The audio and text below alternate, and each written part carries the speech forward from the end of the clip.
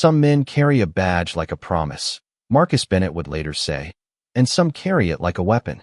At 12:17 on a rain-slick Thursday night, inside the Harborline Diner just off Route 9, Officer Ryan Cole was not in uniform, not on duty, and not answering any call for help, but everybody in the room still knew what he was.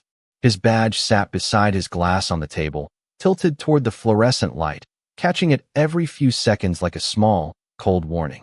The diner smelled of burnt coffee, fryer oil, wet pavement, and the last tired hour before closing. Outside, rain stitched silver lines down the windows. Inside, 6 customers sat scattered across red vinyl booths, pretending not to watch the man who had been getting louder for 20 minutes. Ryan laughed too hard at his own jokes. He snapped his fingers when he wanted another refill. He called the waitress sweetheart in a tone that made the word feel less like kindness than ownership. Behind the counter, Emily Carter kept her face calm, because people who worked late shifts in small-town diners learned early that calm could keep the night from turning ugly. Then Marcus Bennett walked in carrying a folded brown paper bag under one arm and the weight of a long day across his shoulders. He was a big man, broad through the chest, heavy around the middle, with a faded Harbor Youth kitchen jacket zipped halfway up and rain shining on the brim of his old baseball cap. Most people saw his size before they saw anything else. They saw the slow way he moved when his knees ached after 10 hours on a kitchen floor. They saw the old sneakers, the soft belly, the quiet eyes, and decided they knew the whole story. They did not see the children who waited for him 3 blocks away because he always brought the leftover rolls before they went stale. They did not see the notebook in his pocket with names written carefully beside food allergies and bedtime fears.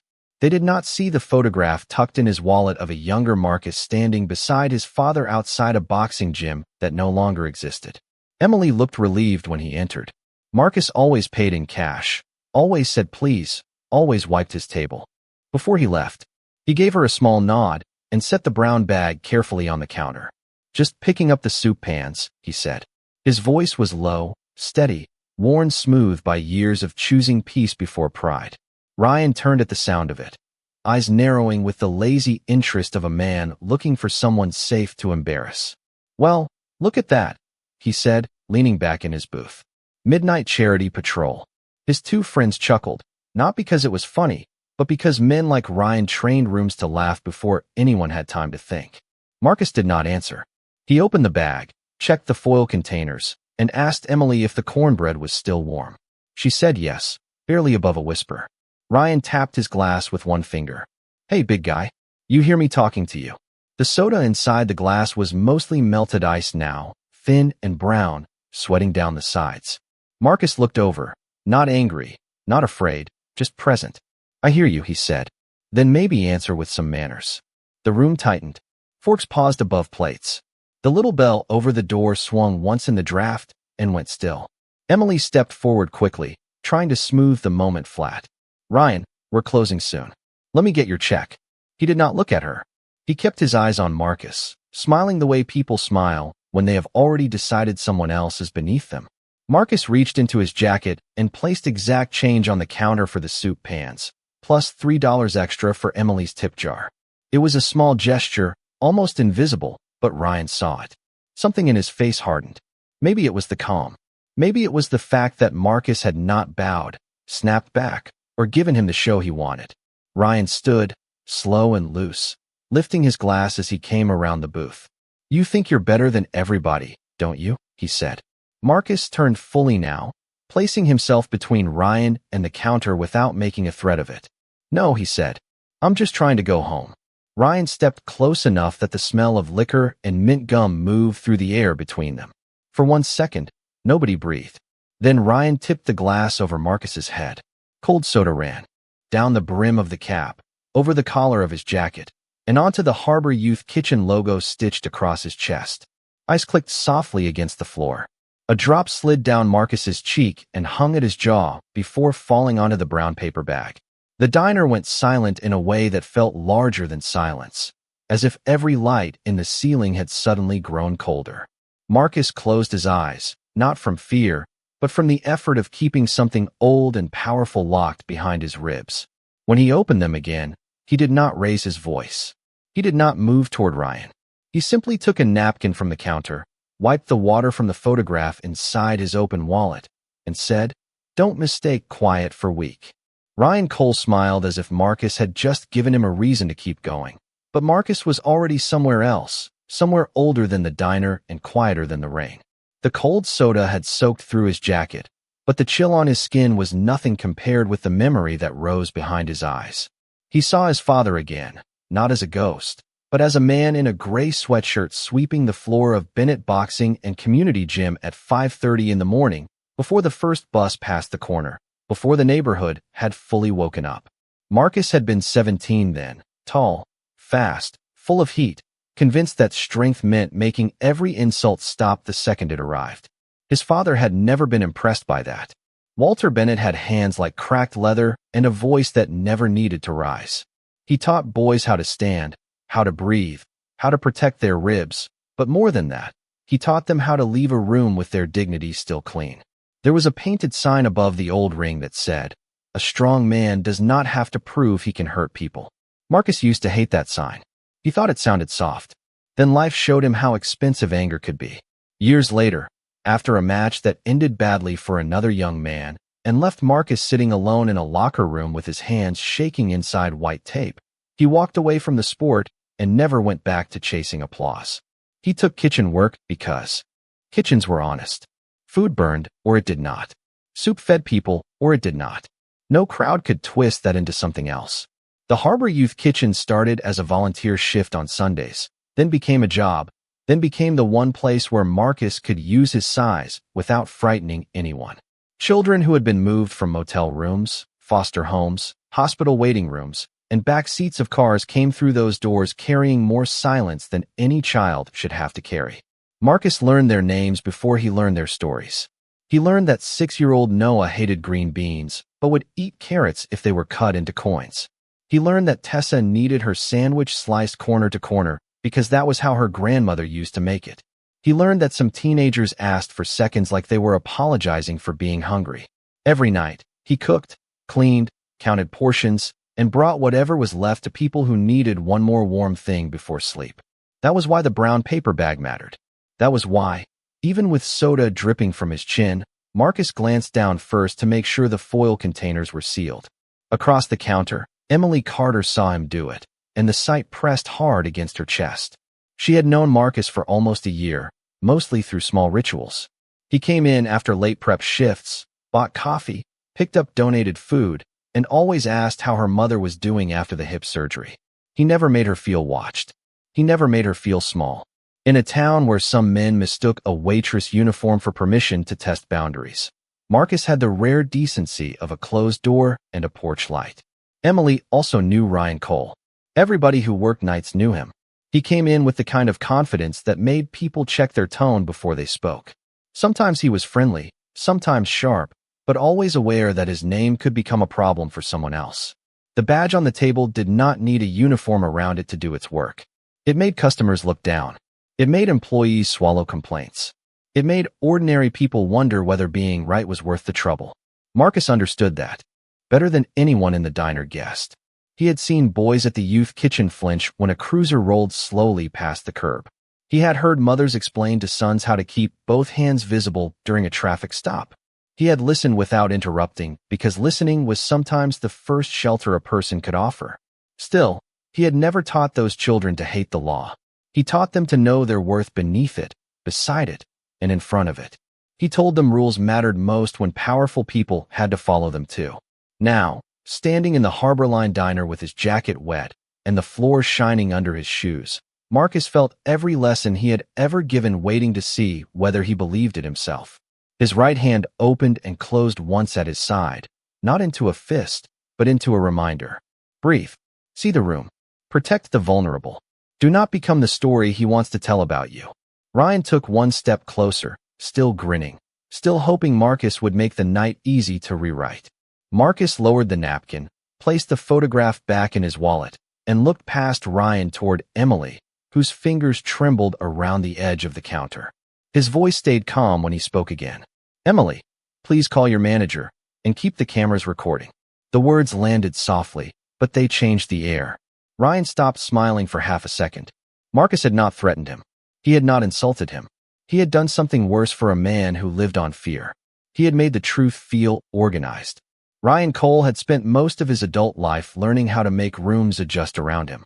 He was 38, broad-shouldered, clean-shaven, and dressed that night in dark jeans, a gray Henley, and a leather jacket expensive enough to look casual only on someone who wanted it noticed. He had grown up 2 towns over, where his father ran a towing company and his mother worked the front desk at the county courthouse, which meant Ryan learned early that names could open doors before character ever had to knock. In high school, he was the kind of athlete teachers called intense when they meant reckless, the kind of student other boys followed because it was easier than standing in his way. At 22, he joined the police department. At 23, he discovered that the uniform did more than identify him. It changed the volume of every conversation he entered. People smiled faster. Managers apologized first. Drivers lowered their eyes. Men twice his age suddenly called him sir. Ryan told himself that was respect, but somewhere along the years, respect became a shortcut around accountability. The badge that rested on the diner table was not there by accident. He had placed it beside his glass 15 minutes after arriving. Face up, polished, unmistakable. Emily saw him do it and felt the familiar heaviness settle over the counter. The Harborline Diner survived on night workers, truck drivers, nurses, janitors, road crews, college kids, and the lonely old men who stretched 1 cup of coffee across 2 hours because home felt even quieter. It was not fancy, but it was clean, warm, and honest. There were framed photos of local Little League teams on the wall, a cracked gum machine near the restroom, and a handwritten sign by the register that said, "Be kind or be gone." Ryan had laughed at that sign when he walked in. His friends, Travis Miller and Dean Powell, laughed with him. Travis sold used cars out by the interstate and wore his confidence like cologne. Dean worked security at a warehouse and agreed with whoever sounded strongest. Neither of them had Ryan's authority, but they liked standing close enough to feel its shadow. That night, they had come from a retirement party at a bar near the marina, still carrying the noise of it with them. They took the corner booth, the one under the photograph of the old harbor bridge, and turned the quiet diner into a room that had to endure them. Ryan complained about the coffee, then the music, then the fact that Emily would not serve anything stronger than what the diner license allowed. Each complaint was small enough to excuse, but together they formed a pattern everyone recognized and no one wanted to name. Emily kept moving behind the counter, refilling napkin holders, wiping clean surfaces that were already clean, checking the clock above the pie case.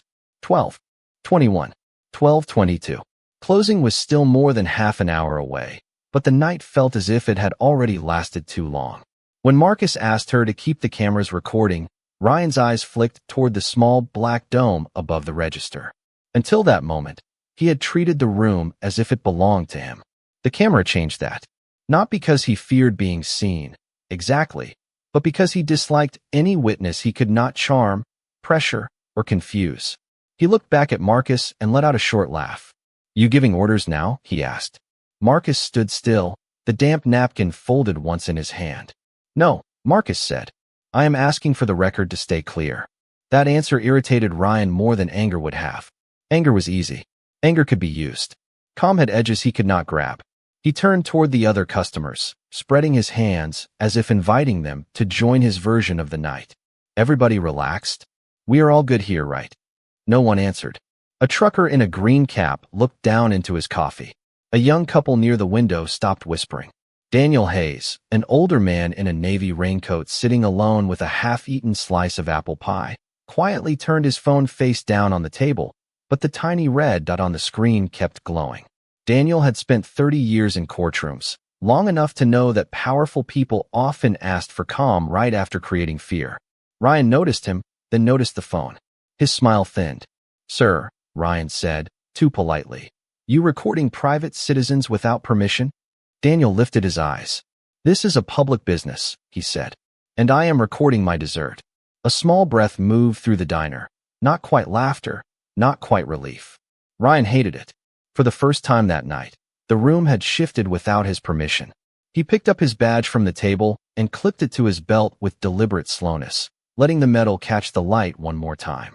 "Let me make something clear," he said, his voice lower now. Some of you do not understand how fast a misunderstanding can become official. Emily's hand tightened around the edge of the register. Travis stopped smiling. Dean looked at the floor.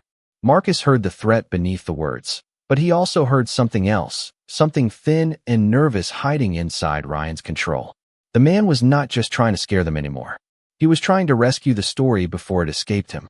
Marcus took one slow step back from the counter, giving everyone space, keeping his palms open where the camera could see them. Rain brushed the windows. The soda on the floor reflected the overhead lights in broken pieces.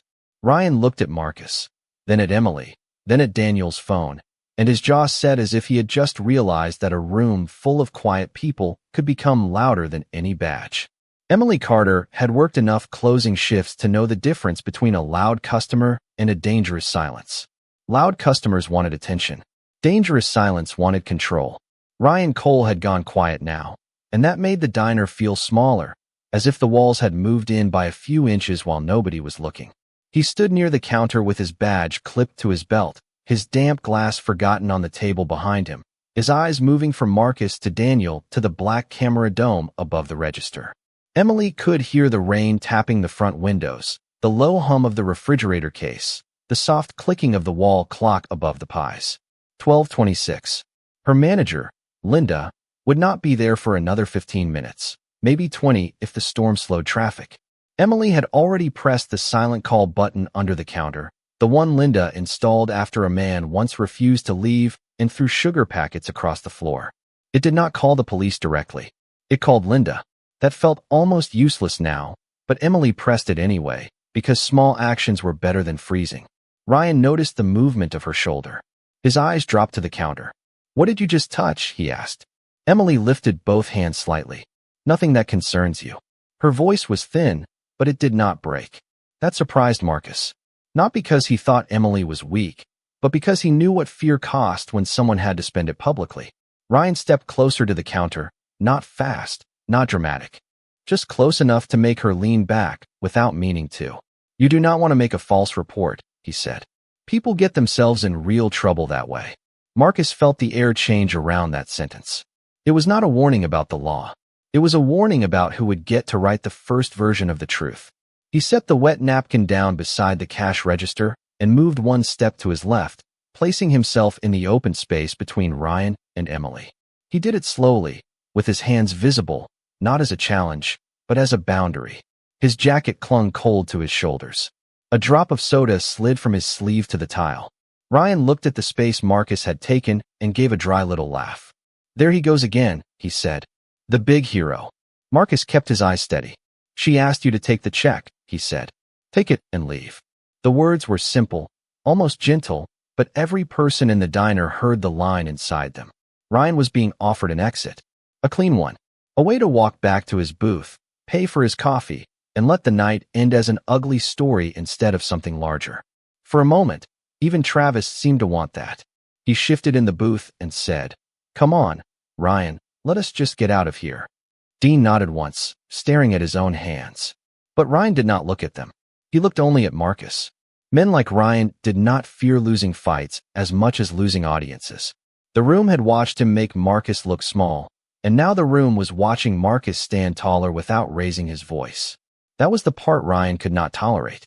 Emily slid the printed check across the counter. It stopped beside Ryan's elbow. $7.84. The amount looked absurdly small beneath the weight of the night. Ryan glanced down at it, then back at Emily. "You charging me full price for cold coffee?" he asked. Emily swallowed. "The coffee was hot when I served it." Daniel Hayes made the smallest sound. Not quite a chuckle, but enough. Ryan turned his head. "You think something is funny?" Daniel did not move his phone. "I think the coffee is documented too," he said. The young couple by the window lowered their eyes, but the woman covered her mouth as if holding back a nervous breath. Ryan's face tightened. He was no longer performing for a room that feared him. He was performing for a room that had begun to measure him. Marcus saw the shift and understood that this was the narrowest part of the bridge. One wrong word, one sharp movement, one flash of pride, and Ryan would use it to pull everyone into confusion. Marcus thought of the children at Harbor Youth Kitchen practicing how to plant their feet shoulder-width apart, not to fight, but to stay steady when the world pushed. He thought of his father tapping the old gym floor with a broom handle, saying, "Your body tells the truth before your mouth does." So Marcus relaxed his shoulders. He lowered his chin. He gave Ryan no storm to enter. "Officer Cole," he said, using the title deliberately. "You have a badge on your belt, a camera above your head, witnesses around you, and a check in front of you. This can still end with you walking out." The room held its breath. Ryan stared at him as if the politeness itself had insulted him. Outside, headlights swept across the windows as a car passed slowly through the rain. The red sign above the register flickered once.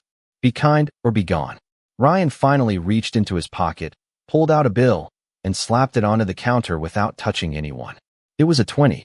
Emily did not reach for it. Marcus did not move. Ryan leaned in just enough for only Marcus to hear, though Daniel's phone was close enough to catch the shape of the words. "You do not know what happens to people who embarrass me." Marcus looked at him, calm as stone warmed by morning sun. "No," he said softly, "but I know what happens when they stop being afraid." The $20 bill lay on the counter like a challenge nobody wanted to touch. Emily stared at it.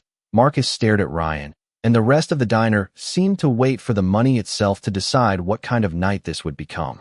Rain kept sliding down the front windows in crooked silver lines, and the red vinyl booth shone under the ceiling lights with the cheap, tired brightness of a place that had seen too many lonely hours.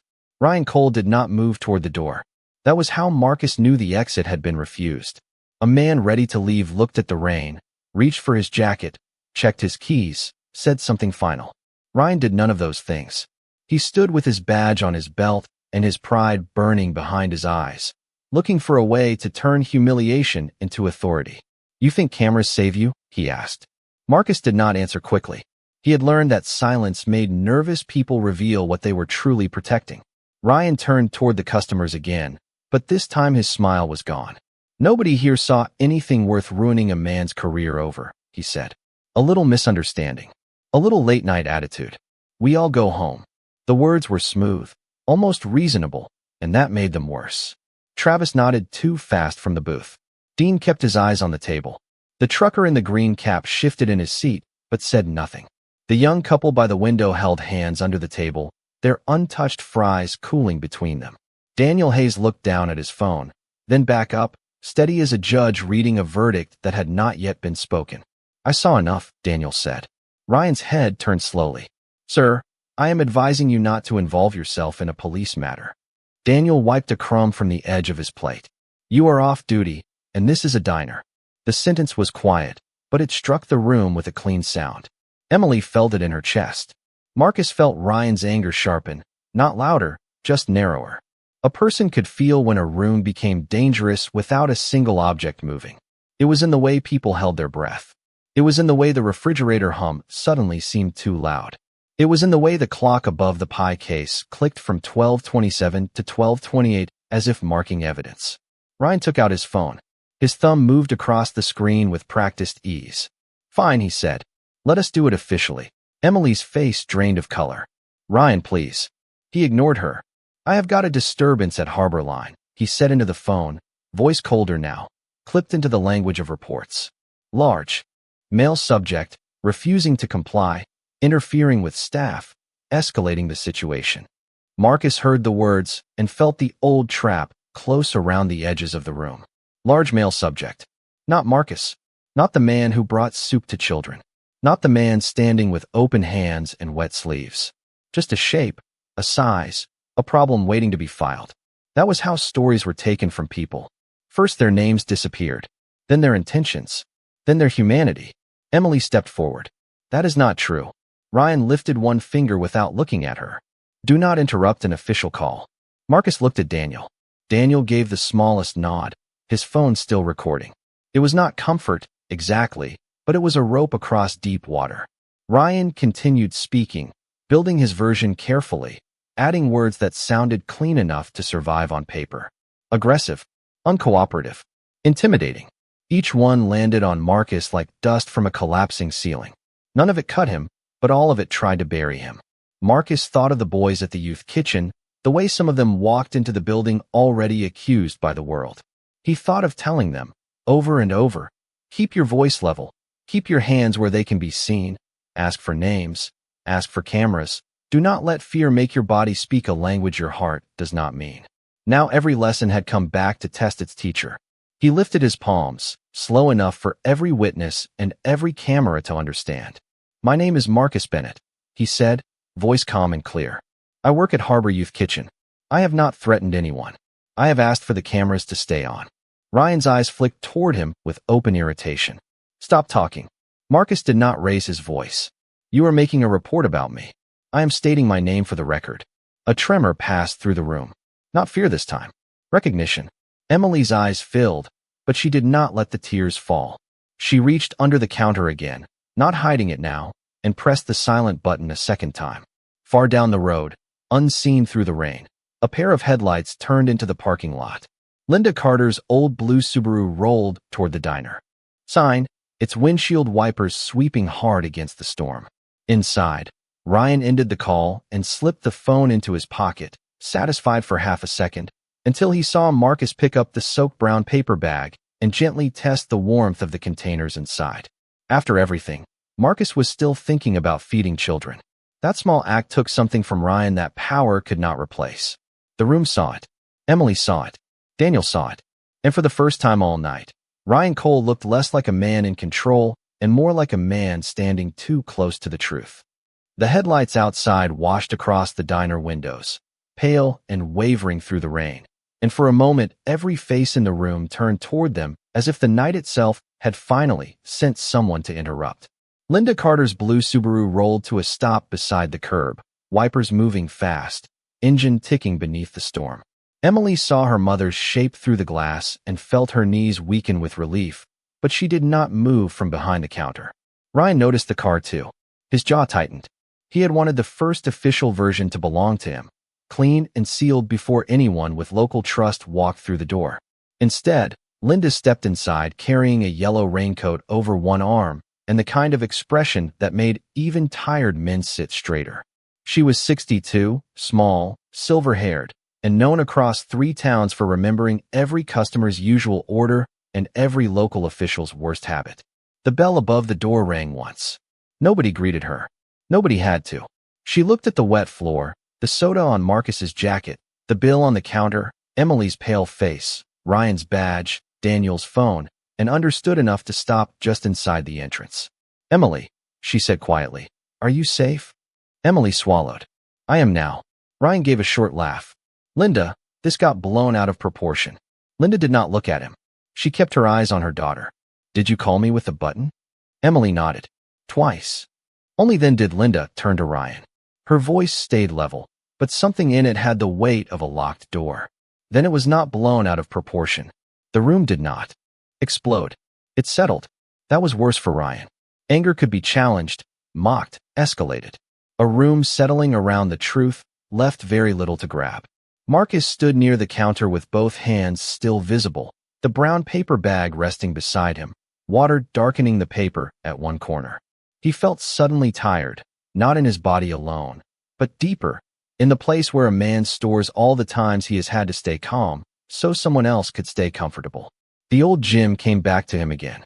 Not the ring this time, not the gloves, not the bright slap of jump ropes on wood, but the quiet after closing, when his father would sit on the bottom step with a thermos of coffee and talk like the darkroom was a church. Walter Bennett had believed that every person carried a moment when pride and purpose stood on opposite sides of the same door. Pride knocked loud. Purpose waited. The trick, he used to say, was knowing which one to let in. Marcus looked down at his shoes. Soda had spread across the tile in a thin, shining puddle, broken by the reflections of overhead lights. It looked almost beautiful if a person did not know how it got there. That thought stayed with him. So many ugly things looked different when people arrived late. A raised voice became concern. A threat became misunderstanding. A humiliation became horseplay. A person soaked and silent became suspicious if the right mouth told the wrong story first. He lifted the brown bag and opened it carefully. One container of soup had remained sealed. The cornbread was damp at the edge, but still wrapped. He touched the foil and felt warmth inside, faint but alive. Emily washed his hands. Linda watched Emily watching him. Daniel watched Ryan. The trucker in the green cap finally pushed his coffee aside and sat up fully, as if deciding he had been invisible long enough. Outside, the rain softened from a hard rattle to a steady whisper. The change made the diner's small sounds clearer. The buzz of the exit sign, the refrigerator motor, the slow drip from Marcus's sleeve, the slight tremble in Emily's breath. Marcus took a clean towel from the counter only after Emily nodded permission. He wiped the front of his jacket, then the floor near his shoes, not because it was his mess, but because someone might slip if he left it there. The act was so ordinary that it felt almost impossible. Ryan stared at him. "You are cleaning now?" he said, trying to put a sneer back into his voice. Marcus wrung the towel gently over the mop bucket Emily had pushed toward him. "Someone has to make sure nobody else gets hurt by what you spilled." Linda closed her eyes for half a second. Daniel's phone remained steady. Ryan had no answer that did not make him sound smaller. Marcus laid the towel down, then looked toward the children's shelter 3 blocks away, though all he could see through the window was rain and neon. He imagined the kids asleep by now, the kitchen lights dimmed, the big steel pots cooling in the sink.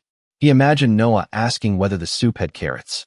He imagined Tessa saving half a piece of cornbread for morning because some children learned to ration joy before they learned multiplication. The thought steadied him. This night was not about Ryan. It was not even about Marcus. It was about whether a person could be treated as less than human and still refuse to pass that harm forward. Marcus placed the bag on the counter, straightened his shoulders, and spoke without looking away from Ryan. "When the officers arrive, I will give my statement. I will not argue. I will not raise my voice. I will not help you turn this into something it is not." The words moved softly through the diner, but they seemed to clear the air as they passed. Linda stepped beside Emily and rested one hand on her daughter's shoulder. Daniel saved the video file twice. The young couple by the window nodded at each other, silently agreeing to stay. Even Travis and Dean looked away from Ryan, as if his shadow no longer gave them shelter. For the first time that night, Marcus felt the room stop waiting for him to prove his innocence. It had begun, finally, to witness his humanity. The first cruiser turned into the parking lot without sirens, its lights painting the diner windows blue, then red, then blue again, each color sliding over Marcus's wet jacket and Ryan's stiff face like a truth arriving. In flashes, a second cruiser followed, slower, stopping near Linda's Subaru. For several seconds, nobody inside moved. Ryan looked toward the door and tried to rebuild himself before it opened. His shoulders squared, his chin lifted, his hand dropped near the badge on his belt, not touching it, just reminding the room it was there. Marcus stayed where he was, palms relaxed, eyes forward, the brown paper bag beside him, the warmth inside it fading one careful degree at a time. The bell above the door rang, and Sergeant Helen Brooks stepped in first. She was tall, composed, with rain darkening the shoulders of her uniform jacket and a face that had learned not to believe the loudest person first. Behind her came Officer David Morales, younger, quiet, one hand resting on his notebook instead of his holster. Emily inhaled as if she had been holding her breath for 10 minutes. Linda gave the smallest nod. Ryan's expression changed at the sight of Sergeant Brooks. It was not relief. It was calculation. "Sergeant," he said quickly, walking toward her before anyone else could speak. "I called this in. We have got a disorderly subject interfering with staff, refusing to leave, creating a hostile situation." Marcus watched the words move through the air, neat and official, dressed better than the truth. Sergeant Brooks did not look at Marcus yet. She looked at Ryan's clothes, his badge, the diner floor, the wet towel near the mop bucket, the soda-darkened jacket, the shaken waitress, the customers who had chosen not to leave. "You are off duty, Cole," she said. "Why is your badge displayed?" The question landed softly, but Ryan blinked. "For identification." Identification for what? He paused half a second too long. "Safety." Sergeant Brooks turned then, slowly, letting her eyes settle on Marcus. "Sir, what is your name?" Marcus kept his voice even. "Marcus Bennett." Officer Morales wrote it down. "Have you been asked to leave?" "No, ma'am." Emily spoke before Ryan could. "He was here to pick up food for the youth kitchen. He did not start anything." Ryan turned sharply. "Emily, be careful." Linda stepped forward. "Do not warn my daughter while officers are taking statements." That was the first time Ryan's confidence visibly cracked. Not broken, not gone, but cracked enough for everyone to see light inside it. Sergeant Brooks held up one hand. One person at a time. Daniel Hayes stood from his booth, leaving a folded napkin beside his plate. He moved slowly, the way older men move when they have nothing to prove and no interest in being rushed. Sergeant, I recorded the incident from before the drink was spilled until your arrival. Ryan's mouth tightened. That is edited. Daniel looked at him. It is still recording. The diner went still. Officer Morales stepped closer to Daniel, not to intimidate him, but to view the screen. The video played with tinny sound against the hush of the room. Ryan's voice filled the diner from the phone, casual at first, then mocking, then threatening in that polished way that did not sound dangerous until paired with the faces of the people hearing it. The glass appeared in his hand. Marcus stood calm. Emily stood behind the counter. The soda spilled. Marcus did not move toward him. Then came Marcus's voice, steady and clear, asking for cameras, witnesses, and a clean record. Sergeant Brooks watched without expression, but the muscle in her jaw moved once. Officer Morales looked up from the screen toward Ryan, then back down, as if comparing two versions of a man and finding only one supported by evidence. Ryan tried one more time. The angle misses context. Good, Linda said quietly. Everyone looked at her. She pointed toward the camera above the register. My system has the other angle. Emily moved behind the counter, hands still trembling, and turned the small monitor toward Sergeant Brooks. The security footage was silent, but silence made it worse. Without Ryan's voice trying to guide the room, the images became plain. Marcus entering with the food bag. Ryan watching him. Emily trying to close the check. Marcus stepping between Emily and Ryan without crowding him. The soda falling. Marcus wiping the floor afterward. Every lie Ryan had started building lost a wall. Then Daniel cleared his throat. There is something else. He looked at Marcus with a strange softness. I know that. Jacket. Harbor Youth Kitchen used to send volunteers to my courtroom diversion program. Mr. Bennett, your father was Walter Bennett, was he not? Marcus nodded, surprised. Yes, sir. Daniel turned to Sergeant Brooks. Walter Bennett kept half the boys in this county from becoming case numbers. Marcus continued that work when the gym closed. That man has spent years teaching young people how to avoid exactly this kind of escalation. For the first time all night, Marcus looked down. Praise felt heavier than insult because it required him to stand inside his own worth. Ryan stared at him, then at the officers, then at the customers who no longer looked afraid of him. The badge on his belt seemed smaller now, just metal under diner light. Sergeant Brooks removed a small notepad from her pocket. Officer Cole, I need your department identification and your duty weapon secured in your vehicle while we complete this inquiry. Ryan's face went pale. Sergeant, you cannot be serious. She did not raise her voice. I am completely serious. 10 seconds passed after that, slow and merciless. Ryan looked around for one person still willing to carry his version of the night. Travis looked away. Dean looked down. Emily stood beside her mother. Daniel saved the video again. Marcus remained quiet. And in that silence, Ryan Cole did not fall because anyone touched him. He fell because the story he had built beneath himself finally gave way. Sergeant Brooks did not treat the room like a stage, and that was what made her authority feel different from Ryan's.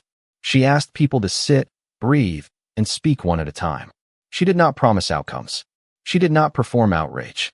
She simply built the night back together piece by piece, the way a careful person repairs something that someone else tried to break.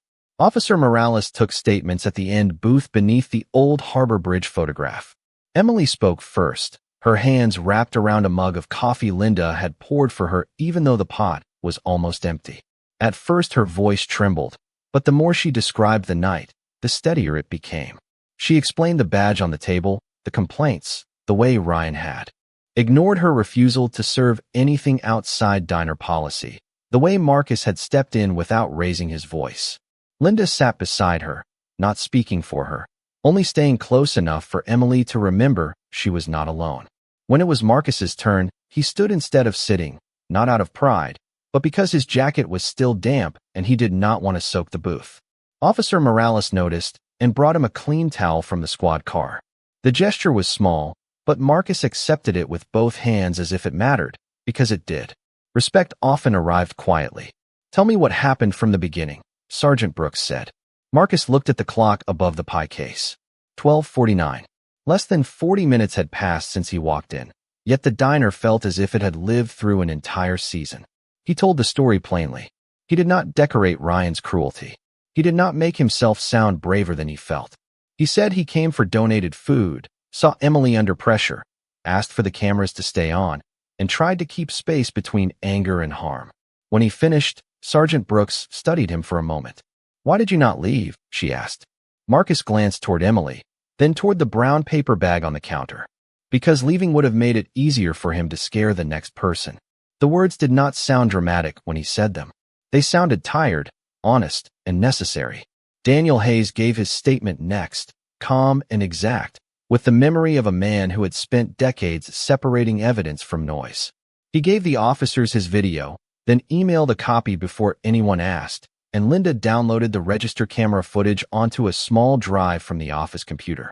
Ryan stood near the front door during all of it, no longer centered in the room, no longer guiding the air. Travis and Dean had been separated into different booths, and without Ryan's confidence beside them, both men became smaller, their answers shorter, their eyes less certain. Travis admitted that Ryan had been drinking soda mixed with liquor before they arrived. Dean admitted that Ryan had put the badge on the table so people would know he was police. Neither confession came loudly. Truth rarely needed volume once fear had left the room. At 1:15, Sergeant Brooks stepped outside to speak into her radio under the diner awning. Rain dripped from the roof in silver strings. Marcus watched through the glass as she listened, nodded once, and wrote something down. Ryan watched too, but his face had changed. The anger was still there, but now it sat beneath something colder. The knowledge that consequences had found the address. When Sergeant Brooks came back inside, she asked Ryan to accompany Officer Morales to the station for a formal administrative review and a recorded statement. Ryan looked at Marcus then, really looked at him, not at his size, not at his wet jacket, not at the easy target he thought he had chosen, but at the person standing in the wreckage of his bad decision with more dignity than Ryan had shown all night. His mouth opened as if an apology might come, but pride reached it first and closed it. Marcus did not need the apology to stand. That surprised him. For years he had imagined that justice would feel like thunder, like a door slammed hard, like the world finally admitting what it had done wrong. Instead, it felt like the quiet click of a file being saved, the careful fold of a witness statement, the sight of Emily breathing normally again. As Ryan stepped toward the door, the young woman from the window booth stood. "I will give a statement too," she said. Her boyfriend stood beside her. Then the trucker in the green cap rose and added, "Same here." One by one, ordinary people returned their borrowed courage to the room. Ryan walked out under the blue and red light without handcuffs, without spectacle, but without control. That was enough. Marcus picked up the brown paper bag, now cool and wrinkled at the edges. Emily stopped him before he reached the door. "Marcus," she said, voice thick, "let me remake the whole order." He shook his head gently. "You have had a long night." Linda was already tying on an apron. "So have you," she said. "Sit down." For the first time since the glass tipped over his head, Marcus sat. The booth vinyl was cracked beneath him, the towel warm around his shoulders, the rain soft beyond the window. Emily placed fresh soup, cornbread, and apple slices into a new bag, careful with each container, as if feeding those children had become part of repairing the world. Daniel paid for it before Marcus could stop him. No one clapped. No one made a speech. But when Marcus finally stood to leave, every person in the diner made room for him. Not because he was large, but because they finally saw how much space a gentle man could hold without taking anything from anyone. By the time Marcus stepped out of the Harborline diner, the rain had thinned to a mist so fine it seemed to hang in the air instead of falling. The blue and red lights were gone now, leaving only the diner sign buzzing above the wet parking lot and the soft yellow glow from the windows behind him. He carried the new brown paper bag carefully against his chest, both arms wrapped around it, as if warmth could be protected by patience alone. His jacket still smelled faintly of soda, but beneath the clean towel Linda had given him, his shoulders felt less heavy than they had an hour before. Emily stood inside the glass door with her arms folded, watching until he reached the sidewalk. Daniel Hayes remained near the counter, speaking quietly with Linda, his phone lying face down beside a fresh cup of coffee. The whole diner looked different from outside, smaller somehow, yet brighter, like a place that had been tested and had chosen not to lie. Marcus walked the 3 blocks to Harbor Youth Kitchen instead of calling a ride. The sidewalk shone under the streetlights. Water gathered in the cracks and reflected the red traffic signal at Maple Avenue, turning every puddle into a tiny warning light. He passed closed storefronts, a laundromat with one machine still turning, a pharmacy window taped with flu shot posters, and the old brick building where Bennett Boxing and Community Gym had once stood before rent climbed higher than hope. The windows were boarded now, but Marcus slowed when he reached it. Rain darkened the plywood. Someone had spray-painted a crooked star near the door. He could almost hear the jump ropes tapping inside, his father sweeping the floor, the heavy bags creaking like tired ships. For years, Marcus had believed he left that building behind. Tonight, standing on the sidewalk with soup cooling in his arms, he understood that the building had not been the lesson. The lesson had walked with him. At the shelter, the night supervisor, Carla, opened the back door before he knocked twice. Her gray sweatshirt was zipped crooked, and sleep still softened her face. "You are late," she said, then saw his jacket and stopped. Marcus gave her the bag first. "Food is still good." Carla took it slowly. "Are you?" He smiled, not wide, not easy, but real enough. Getting there. The kitchen smelled of sanitizer, old coffee, and the cinnamon oatmeal prepped for morning. Most of the children were asleep upstairs, but a small lamp glowed above the serving counter, and Noah sat at a corner table in dinosaur pajamas, fighting sleep with both elbows on the plastic surface. He lifted his head when Marcus came in. "Did you bring carrots?" Marcus looked at the bag, then at Carla, then laughed softly for the first time all night. "Yes, sir. Carrots are included." Noah accepted this with solemn approval and put his head back down on his folded arms. Marcus warmed one container, set aside the cornbread, and wrote Emily's name on a sticky note so the morning staff would know who had made the extra food possible. He did not write what had happened. Some stories were not meant to be handed to children before breakfast. Still, when he passed the dark window over the sink, his reflection looked back at him. Damp collar, tired eyes, towel around his shoulders, hands steady. Not untouched. Not undefeated in the simple way people use that word. But still himself. 1 week later, the official complaint moved forward. Sergeant Brooks called Marcus personally to confirm that the department had opened an internal review and that Ryan Cole had been placed on administrative leave while the evidence was examined. She did not decorate the news. She did not make promises beyond what the process allowed. Marcus appreciated that. Truth, he had learned, did not need to wear a costume. That same afternoon, Emily arrived at Harbor Youth Kitchen with 3 trays of baked ziti, 2 bags of apples, and a handwritten sign from the diner that read, "Dinner is on us tonight." Linda came with her, carrying paper plates and pretending not to tear up when the children cheered. Daniel Hayes arrived last, walking slowly with a cane Marcus had not noticed before, and handed him a folder filled with volunteer forms for a youth legal awareness workshop. "Your father would have liked this," Daniel said. Marcus looked down at the forms, then toward the boarded gym across the street, visible between 2 apartment buildings. "He would have asked why we waited so long," Marcus said. Daniel smiled. Evening settled soft and gold over the shelter windows. In the kitchen, Emily showed Tessa how to sprinkle cheese evenly across the pasta. Noah counted carrot slices with serious concentration. Linda washed dishes beside Carla, laughing about something too quiet for Marcus to hear. No one mentioned the diner. No one mentioned the badge, the wet floor, the false report, or the fear that had once filled that room. Justice was present anyway, not as noise, not as victory, but as space. Space for Emily to breathe. Space for witnesses to speak. Space for children to eat without knowing how many adults had chosen courage so the world might feel safer by morning. Marcus stood in the doorway, watching the room move around him in warm pieces of ordinary life. Then he reached into his wallet and touched the old photograph of his father outside the gym. The edges were dry now. The image was still clear. Outside, the last rain cloud opened and let the sunset through, laying a thin band of amber light across the shelter floor. Marcus did not say anything. He only picked up a tray, stepped into the kitchen, and served the next plate.